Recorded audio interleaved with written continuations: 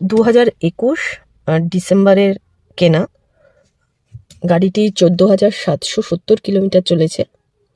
বেশিরভাগ সময় এটি কলকাতার ভেতরেই যাতায়াত হয়, আর এছাড়া এদিকে আছে রানাঘাট, কল্যাণী ইত্যাদি। খুব এর বেশি গাড়িটি চলেনি। মাঝে মাঝে রায়গঞ্জ অবধি চলেছে এবং ওইদিকে ঝাড়খণ্ড অবধি, কিন্তু সেটা খুব রেয়ার।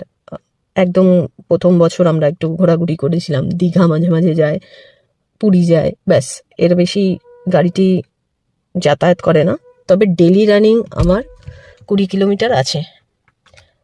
এবং কেনার পরে আমি এই গাড়িটিতেই হাত সেট করেছি।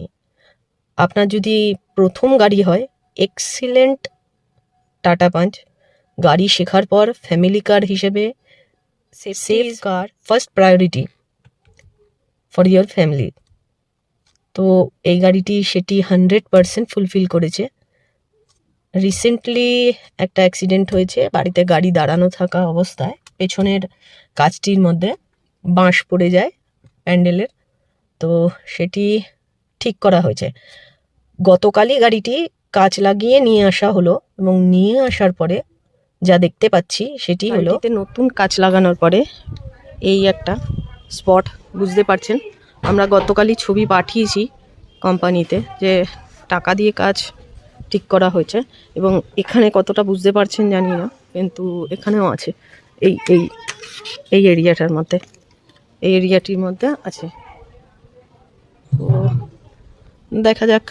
আজকে ওনারা ফটো তুলে নিলেন, এবং পুরো গাড়িতেই না এরকম একটা কি অদ্ভুত একটা স্পট আছে কাচটার মধ্যে। তো কাচটা ভালো দেয়নি, তবে বললো চেঞ্জ করে দেবে, ওরা ফোন করবে জানাবে। কেনার পরে এখনো পর্যন্ত আমাদের সার্ভিস সেন্টারে খুব একটা প্রবলেম হয়নি, কিন্তু এইবার কেন এরকম কাজ করবে ওরা ফোন করে জানাবে, এবং যেদিন কাজটা পাল্টাবে সেদিন গিয়ে রেখে আসতে হবে। দেখা যাক কতটা কি করে দেয়।